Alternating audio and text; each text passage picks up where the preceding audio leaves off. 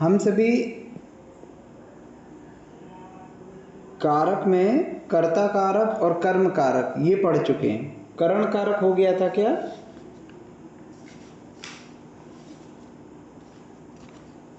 करण कारक नहीं हुआ था। करण नहीं हुआ था। ठीक है, पेज नंबर 11 करण कारक। भैया जी कल के होमवर्क का नहीं बताएंगे? अभी डिस्कस करेंगे, थोड़ा सा एक बार ये कर ले वरना ये छूट ही जाता है फिर, है ना। लास्ट के 15 मिनट अपन होमवर्क का डिस्कस करेंगे, ठीक है। करण कारक जिसकी मदद सहायता से, आप अपनी पुस्तक में देखिए पेज नंबर 11 में करण कारक लिखा हुआ है। जिसकी मदद अथवा सहायता से कर्ता अपना कार्य पूरा करता है उसे करण कारक कहते हैं। करण कारक में तृतीया विभक्ति होती है, जैसे रमेशा वाणेन हंति, रमेश बाण से मारता है। किसी का म्यूट नहीं है, प्लीज़ म्यूट कर लीजिए। इस वाक्य में रमेश बाण की मदद से मारने का काम पूरा करता है, इसलिए बाण करण कारक हुआ और उससे तृतीया विभक्ति बाणेन हुई, ठीक है। तो यहाँ पर कहा जा रहा है करण कारक।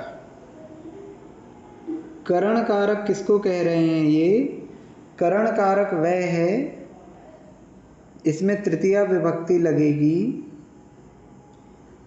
करण कारक का क्रिया से संबंध यह है कि जिसके द्वारा कार्य होगा, जो कार्य में सहायता करेगा। तो अगर आप प्रश्न करते हैं किसके द्वारा, किसके द्वारा प्रश्न करते हैं, तो इसके उत्तर में आपको करण कारक मिलेगा। जैसे यहाँ पर क्या है, राम बाण से मारता है, राम बाण से मारता है। क्रिया क्या हो गई? मारता है। कौन मारता है? राम मारता है, तो राम हो गया कर्ता। किसके द्वारा मारता है? तो बाण से मारता है, तो बाण हो गया करण, ठीक है। जिसके द्वारा क्रिया हो रही है वह करण होगा।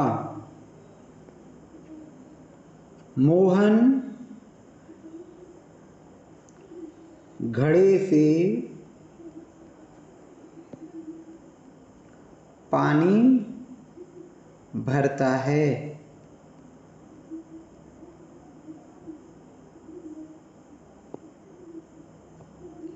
ठीक है। घड़े से पानी भरता है या घड़े से पानी लाता है, लिख दो, है ना। घड़े के लाता है, घड़े से पानी लाता है ना। तो क्या हो गया? लाना हो गई क्रिया, ठीक है। कौन लाता है? मोहन लाता है, तो मोहन हो गया कर्ता। क्या लाता है? पानी लाता है, तो पानी हो गया कर्म। किसके द्वारा लाता है? घड़े के द्वारा लाता है, तो घड़ा हो गया करण, ठीक है। समझ में आया ये? भैया यहाँ पर पानी जो है घड़े से अलग नहीं हो रहा? अरे घड़े में अपन पानी भर के लाते हैं ना, घड़े से पानी लेता है अगर ये कहोगे तो पानी घड़े से अलग हो रहा है। घड़े से आप पानी निकालोगे, आप घड़े में पानी भर के ला रहे हो, यहाँ पे घड़े से पानी लाता है, अर्थात घड़े में पानी भर के ला रहा है वो। पानी भरते हैं ना अपन, ठीक है।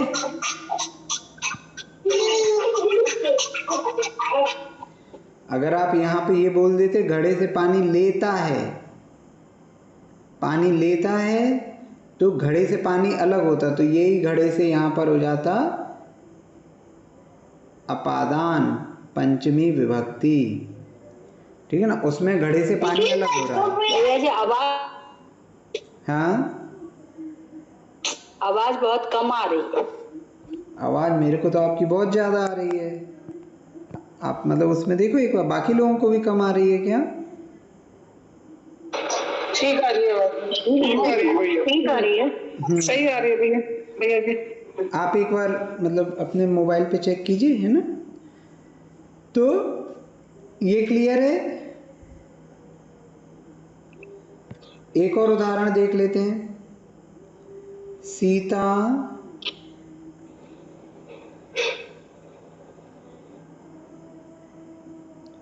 आटे से रोटी बनाती है।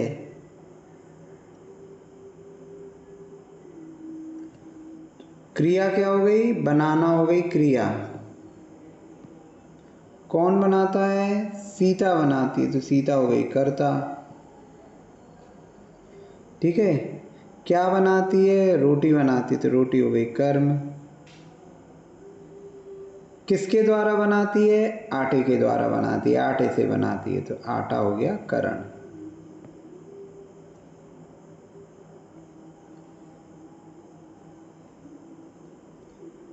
जो क्रिया हो रही है उसमें जो सहायक तत्व हैं वे करण कहलाएंगे, जिनके माध्यम से क्रिया होती है।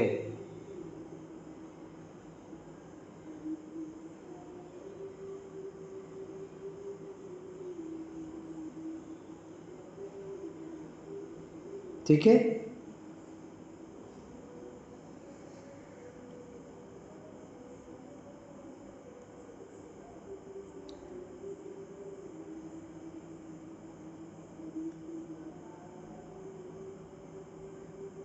आगे चलें। आगे आता है संप्रदान। संप्रदान कारक में चतुर्थी विभक्ति रहेगी। चतुर्थी विभक्ति। संप्रदान कारक क्या लिखा है इसमें? जिसके लिए आपकी पुस्तक में पेज नंबर 11 में अंतिम में संप्रदान, जिसके लिए कोई कार्य किया जाता है अथवा जिसके लिए देय वस्तु दी जाती है उसे संप्रदान कारक कहते हैं। संप्रदान में चतुर्थी विभक्ति होती है। जैसे रमेश विप्राय दक्षिणाम ददाति। रमेश विप्र को अर्थात ब्राह्मण को दक्षिणा देता है। इस वाक्य में विप्र को दक्षिणा दी जाती है, इसलिए वह संप्रदान कारक हुआ और उसकी चतुर्थी विभक्ति विप्राय हुई। संप्रदान में चतुर्थी विभक्ति होगी किसके लिए? इसका जो उत्तर होगा वो संप्रदान होगा। किसके लिए कार्य किया जा रहा है? तो और जब भेंट करना,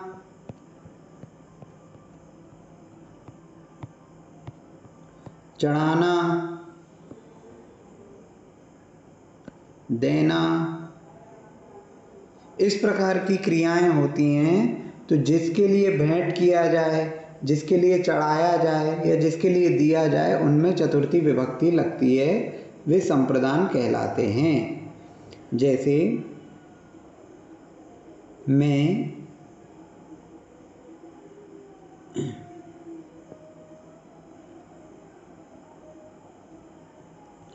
शिक्षक को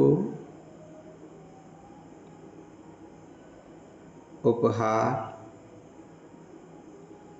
देता हूँ। मैं शिक्षक को उपहार देता हूँ। क्रिया क्या हो गई? देना। कौन दे रहा है? मैं दे रहा हूँ, तो मैं हो गया कर्ता।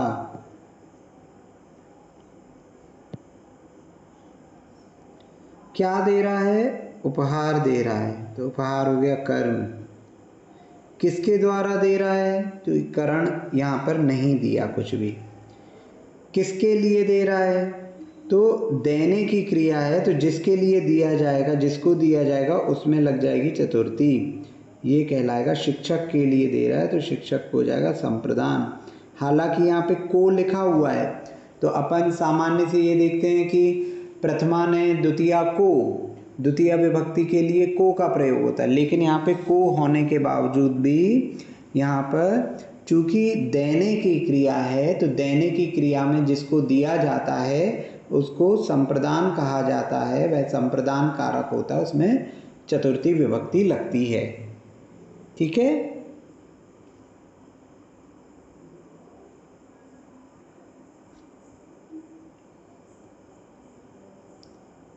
क्लियर है? हाँ जी। आगे चलते हैं। इसी प्रकार एक और उदाहरण देते हैं। राम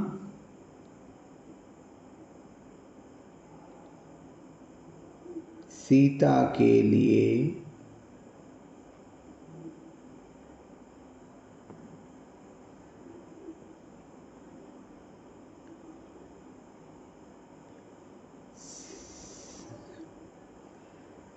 सैनिक के द्वारा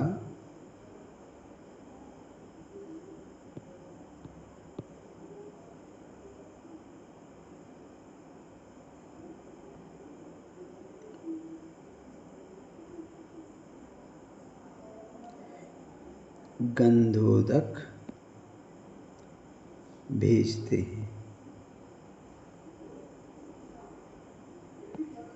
राम सीता के लिए सैनिक के द्वारा गंधोदक भेजते हैं। भेजना हो गई क्रिया, कौन भेजता है? राम भेजते हैं, तो राम हो गए कर्ता। क्या भेजते हैं? गंधोदक भेजते हैं, तो गंधोदक हो गया कर्म। किसके द्वारा भेजते हैं? सैनिक के द्वारा भेजते हैं, तो सैनिक हो गया करण। किसके लिए भेजते हैं? तो सीता के लिए भेजते हैं, तो सीता हो गई संप्रदान। ठीक है,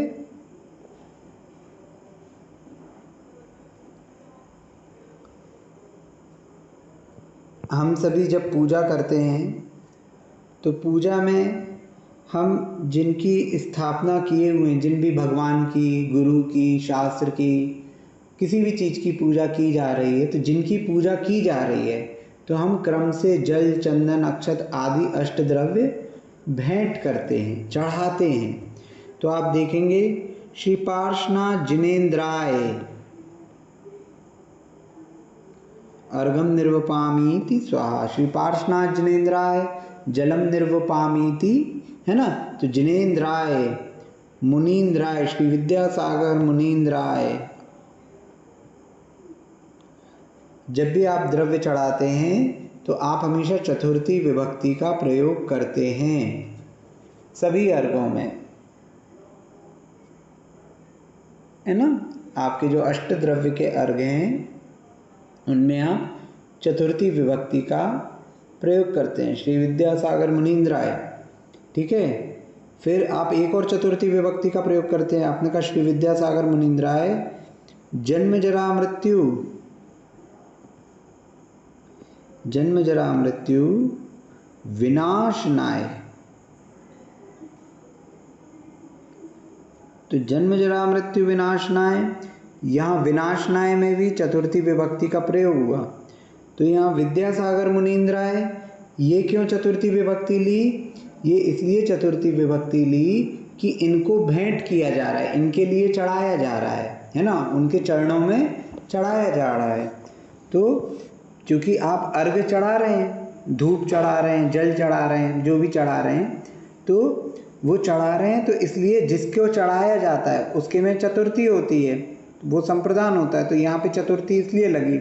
और जन्म जरा मृत्यु विनाशनाय, किस लिए चढ़ा रहा हूँ मैं? कि मेरा जन्म जरा मृत्यु का विनाश के लिए, जन्म जरा मृत्यु विनाश के लिए, मोहांधकार विनाशनाय, मोहांधकार विनाश के लिए, अष्टकर्म दहनाय, अष्टकर्म के दहन के लिए, अनर्घ हैं, और अक्षय पद प्राप्त, वो अलग हो जाता है। तो इस प्रकार जन्म जरा मृत्यु विनाशनाय, जन्म जरा मृत्यु के विनाश के लिए। तो यहाँ पे सभी जगह चतुर्थी विभक्ति लगी है। ये चतुर्थी इसलिए लगी है विनाशनाय में कि इनके विनाश के लिए, किस लिए मैं चढ़ा रहा हूँ, किसके लिए चढ़ा रहा हूँ, तो विनाश के लिए। और भेंट कर रहा हूँ, किसको भेंट कर रहा हूँ, तो विद्यासागर मुनींद्र को भेंट कर रहा हूँ। तो इसलिए मुनींद्र में चतुर्थी विभक्ति लग गई, तो मुनींद्राय, पार्श्वनाथ जिनेंद्राय, इस प्रकार से चलेगा। ठीक है, ये समझ में आया कि चतुर्थी विभक्ति हम पूजा के समय में क्यों प्रयोग करते हैं। भैया जी थोड़े कर्म पहचानने में ही मुश्किल हो रही है। जैसे परसों आपने होमवर्क दिया था, उसमें भी कर्म में को के अलावा भी क्या क्या चीजें और देख सकते हैं। आप को मत देखिए, आप बस ये पूछिए क्रिया हुई है ना, तो क्या भेजा, क्रिया पकड़िए। क्रिया क्या है, आप सेंटेंस बोलिए, जिस सेंटेंस की आप बात कर रहे हैं वाक्य बताइए। हाँ, एक मिनट।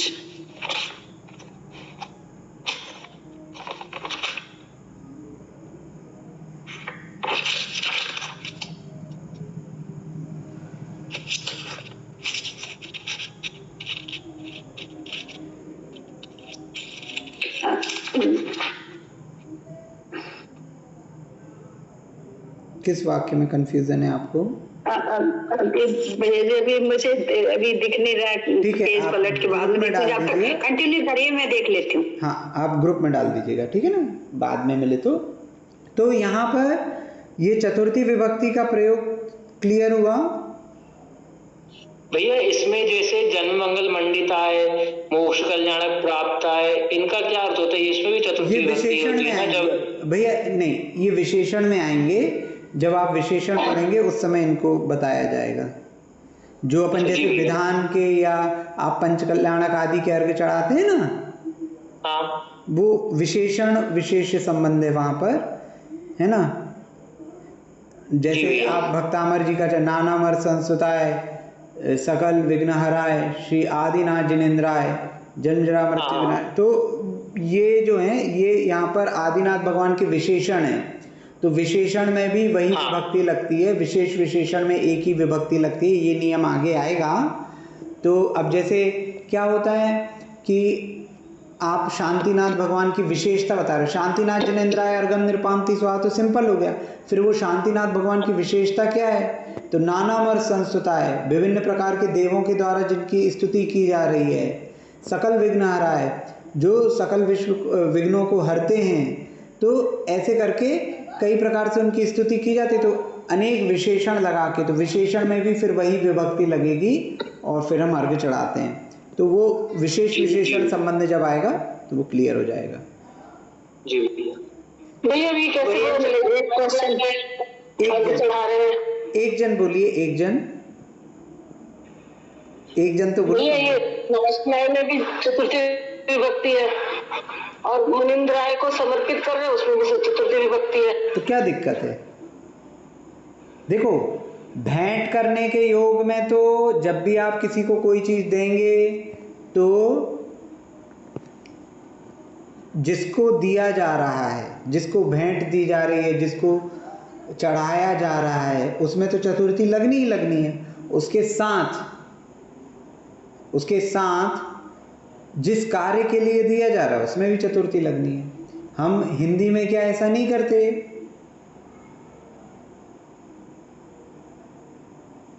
हिंदी में भी करते हैं। मैं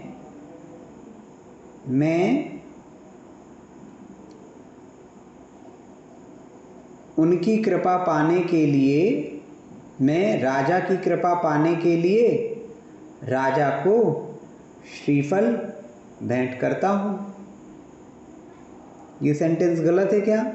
हिंदी में पूरा अर्थ दे रहा है।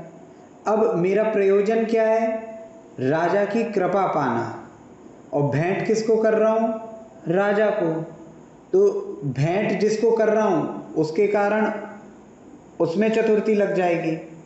जिसको भेंट किया जा रहा है, राजा को भेंट किया जा रहा है, और कारण भी बताया है मैंने, कृपा पाने के लिए। तो कृपा प्राप्त है, तो वहां पे भी चतुर्थी विभक्ति लग जाएगी, उसमें कोई दिक्कत नहीं है।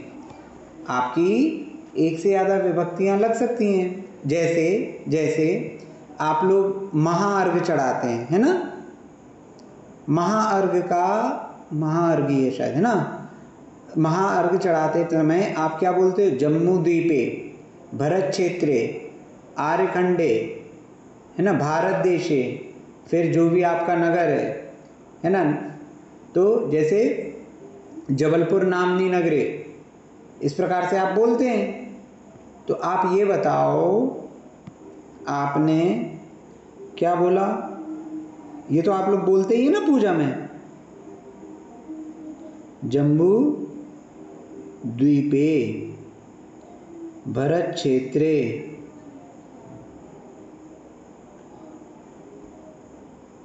आर्यखंडे, है ना, फिर आगे और भी लिखा रहता है, ठीक है ना। अभी अपन इतने ही लेते हैं। तो जम्बू द्वीपे, भरत क्षेत्रे, आर्यखंडे, इनमें कौन सी विभक्ति लगी है? सब में सप्तमी विभक्ति लगी है ना। जम्बू द्वीप की सप्तमी विभक्ति क्या होगी? जम्बू द्वीपे, सप्तमी में क्या लगता है? ए, अयोः, एषु, बाले, बालियोः, बालेषु, ऐसी होती है।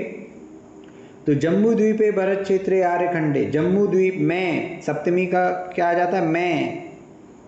जम्बू द्वीप में, भरत क्षेत्र में, जम्बू द्वीप में क्या है? भरत क्षेत्र, और भरत क्षेत्र में, आर्यखंड में, भारत देश है, भारत देश में है, जबलपुर नामनी नगरे, जबलपुर नगर में, जिन मंदिरे, जिन मंदिर में। तो ऐसे करके आप चलते जाते। तो आप एक ही वाक्य बोल रहे हो, लेकिन एक ही वाक्य में आपने सप्तमी कितनी जगह प्रयोग कर ली। तो वो तो आप कर सकते हैं, उसमें क्या बात है। जैसा आपका वाक्य होगा उसका भावार्थ सही निकलना चाहिए। ऐसा कहीं नियम थोड़ी है कि आप एक ही बार विभक्ति लगाएंगे, एक से ज़्यादा भी हो सकते हैं, कोई बाधा नहीं है।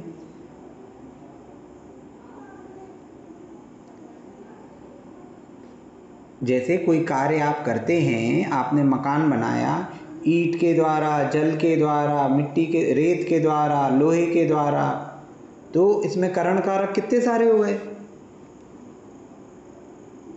तो आप सब में तृतीया विभक्ति लगाएंगे, तो ये कोई मतलब उसमें कोई दिक्कत वाली बात नहीं है, ठीक है ना। क्लियर है? जैसे ये था, भूषण चित्र बनाता है। हाँ। तो इसमें चित्र कर्म हुआ। हाँ। तो इसमें को तो नहीं आया, लेकिन हाँ क्या बनाता है, ऐसा प्रश्न पूछने से समझ में आ रहा है कि तो इसीलिए तो आपको देखिए क्या था, पहले अपन ने बेसिक लेवल पे पढ़ा था कि भैया ने, को, के लिए, के द्वारा, ये देख लो। फिर उससे जब अपन एडवांस में आए तो अपन ने क्या किया कि भैया आप प्रश्न पूछो स्वयं से, बनाता है, क्या बनाता है? चित्र बनाता है। अब आप मतलब एक स्टैंडर्ड ऊपर आ गए। अभी आप जब और ऊपर जाएंगे तो आपके और नए नियम आएंगे। तो अपन क्या है, स्टेप बाय स्टेप एक एक चीज पढ़ाते जा रहे हैं, है ना। अब तो इसमें भैया जी आज के दिन महावीर ने जन्म लिया। हाँ, क्रिया तो क्या है इसमें कर्म समझ ही नहीं आया मुझे। हाँ, तो आपको भी समझ में आएगा। क्रिया बताओ पहले आप। क्रिया जन्म लिया। लिया अकेली क्रिया है। लिया। ठीक है। लेना क्रिया होती है। हाँ। लेना क्रिया है। किसने लिया?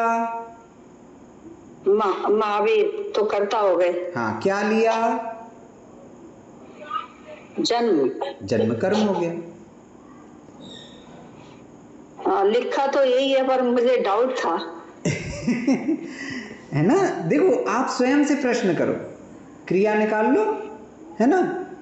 क्रिया निकालने के बाद किसने लिया? महावीर ने लिया। क्या लिया? जन्म लिया। और जो आज के दिन है, तो आज का दिन क्या है? ये अव्यय होता है, अद्य, टुडे। ठीक है, आगे चलें। और कोई प्रश्न किसी को? चलिए, मैं एक बार और बोलूंगा सभी को कि देखिए आप लोग गृह कार्य भेजिए।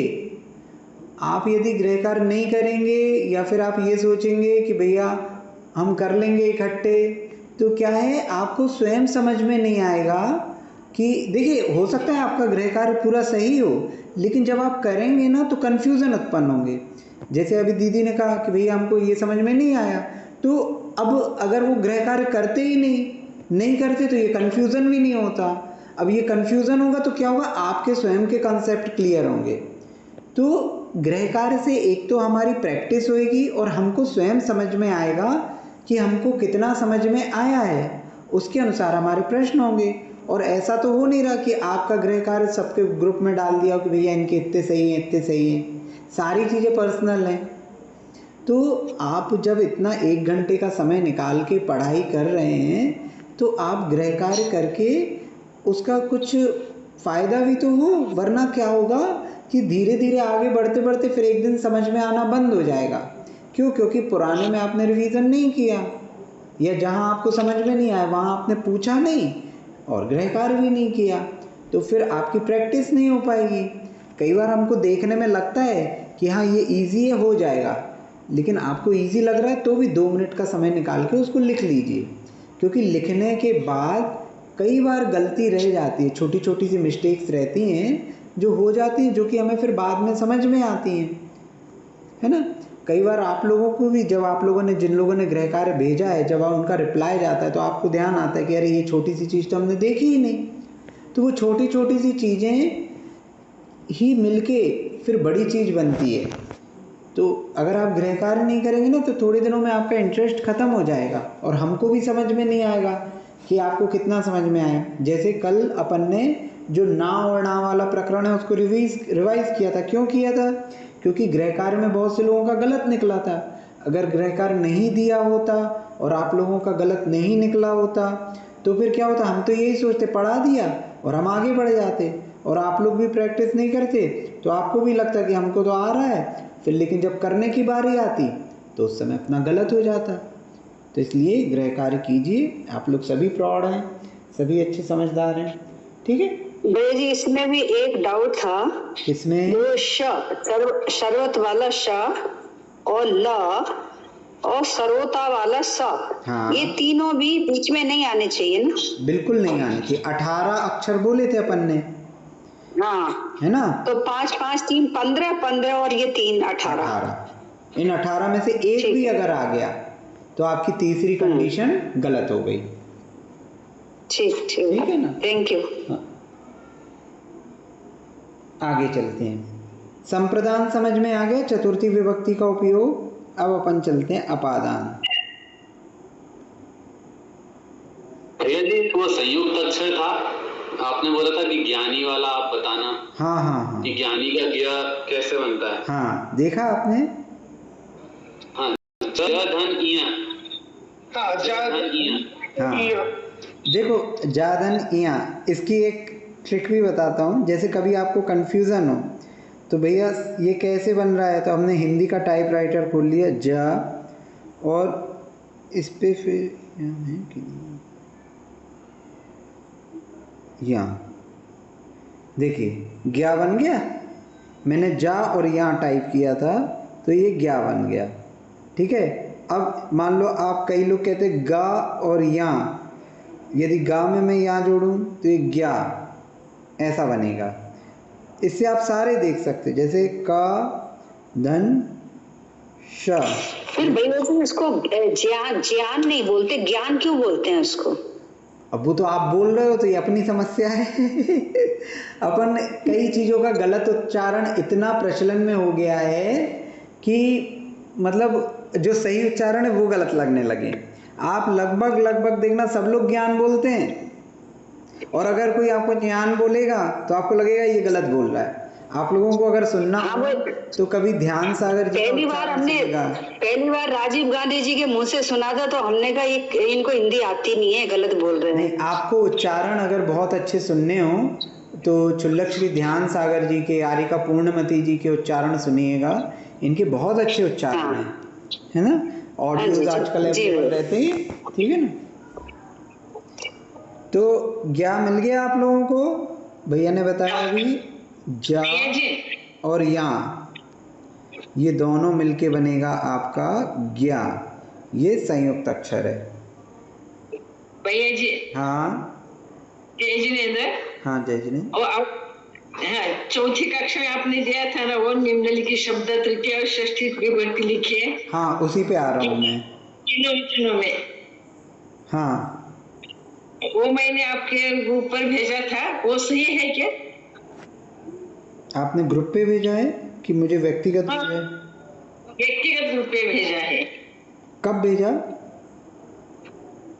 आज सुबह। हाँ तो वो अभी मैं चेक करूँगा। आज एक्चुअली मैं सफ़र में था। वो बराबर है कि मेरा चूक हो गया, ये पूछ रही हूँ मैं, गलत हो रहा है क्या? हाँ हाँ कोई नहीं, मैं एक बार चेक करता हूँ। हाँ ऋतिक का बजाय ऋतिक का कैसे होगा? हाँ उसी पे आ रहा हूँ मैं, जो होमवर्क दिया था होमवर्क पे आ गया हूँ। अपने पास 12-13 मिनट थे, ठीक है। ग्रह के लिए दिया था आपने। हाँ रक्षक, भक्षक, आर्य, राघव, जितेंद्र, ऋतिक, शलभ और पूर्वोत्तर। हाँ। ठीक है। रक्षक भैया जी मैंने कल भेज दिया था। हाँ हाँ हाँ देखिए, होमवर्क आपने भेज दिया, आपको रिप्लाई मिल जाएगा, है ना। रक्षक, हाँ। रक्षक में क्या है? रा धन आ धन का धन शा धन आ धन का धन आ, ठीक है। रक्षक, तो यहाँ क्या हो गया? यहाँ रक्षक में हो गया रा हो गया, ठीक है। फिर रा के बाद आपका शा भी है, ठीक है। तो रा नहीं देखेंगे, अब शा देखेंगे। तो ये इसके लिए क्या हो गया? रक्षकेन, है ना। रक्षकेन रहेगी तृतीया विभक्ति। तो अब रक्षकेन में अपन को देखना है, तो यहाँ बीच में क्या है? का अकेला है। का किसका है? कवर्ग का है। तो कवर्ग का है, तो क्या हो जाएगा? ये रक्षकेन के स्थान पे रक्षकेण हो जाएगा। अच्छा, और तृतीय विभक्ति बोले तो ये ण का कैसा हो गया है? तृतीय विभक्ति लिखनी चाहिए ना अपने को। हाँ तो रक्षकेन तृतीय विभक्ति होती है। तृतीय विभक्ति क्या होगी रक्षक की? रक्षकेन, रक्षकाभ्याम, रक्षकई, है ना। चलो। हाँ तो ना के स्थान पे णा आएगा, जो अपन ने कल की कक्षा में देखा था, है ना। तीनों नियम आपको याद हैं इसके, जो कल पढ़े थे? मेरा ग्रह पर वो चूक हो गया फिर। हाँ एक बार आप रिकॉर्डिंग देख लीजिएगा, है ना। और कुछ समझ में नहीं आए तो आप मेरे को ग्रुप व्हाट्सअप कर दीजिएगा व्यक्तिगत, तो अपन उस पर डिस्कस कर लेंगे। रक्षकेण के जैसे ही आपका भक्षक का हो जाएगा, जैसा रक्षक है वैसे ही भक्षक है, तो इसका भी क्या हो जाएगा? भक्षकेण, ठीक है। इसको करने की आवश्यकता है क्या?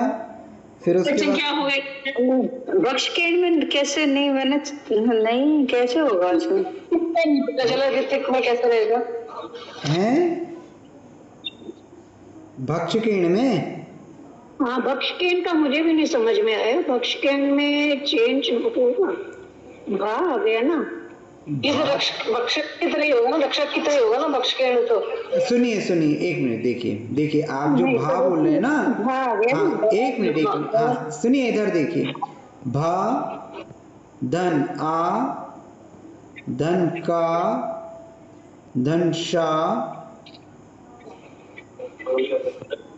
धन आ धन का धन ए धन ना धन आ, ठीक है। यही है भक्षकेन।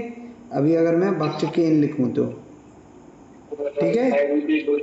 अब यहाँ देखिए, यहाँ आया आपका शा, ये हुई पहली कंडीशन। रा शा री में से किसी को देखना है, तो ये भा तो इसके बाहर है ना, और यहाँ आया ना, ये हुई दूसरी कंडीशन। तो शा और ना के बीच में क्या आया है? आ, का और ए, तो का हो गया इसमें कवर्ग का, ठीक है। तो तीसरी कंडीशन भी सही हो गई। तो कर का तो अलाउड है ना। हाँ तो वही तो कह रहे हैं ना, तीसरी कंडीशन भी सही है। तो का अलाउड है, तो भक्षकेण, इस ना के स्थान पे क्या हो जाएगा? णा, भक्षकेण। इसमें तो श भी आ सकता है ना, श भी अलाउड है। तो शा ये आया ना, शा तो पहली कंडीशन थी, शा और ना के बीच में ही तो देखना है। अपन ने क्या लिया था, रा शा री। पहली कंडीशन क्या थी, रा हो, शा हो अथवा री हो, इनके और ना के बीच में। तो इसमें रा तो नहीं आया लेकिन शा तो आया ना। और जो आप भा कह रहे हो तो भा तो बाहर आया, और वैसे भी भा अलाउड था, भा पवर्ग का होता है, पा फा बा भा। और इसका बहुवचन क्या होगा?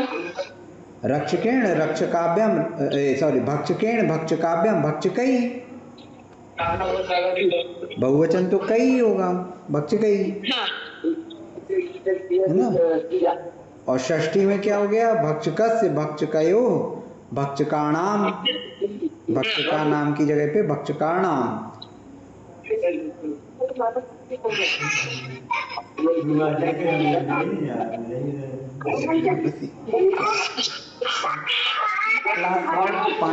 भैया ऋतिक ऋतिक हाँ ऋतिक पे आ का रहे, बताइए। हाँ ऋतिक पे आ रहे। भक्षक हो गया, भक्षक के बाद आर्य, सारे डिस्कस कर रहे हैं अपन। आर्य, आर्य में क्या हो जाएगा, आर्यन, आ धन रा धन या धन आ, है ना, आर्य। तो आर्यन लिखेंगे अगर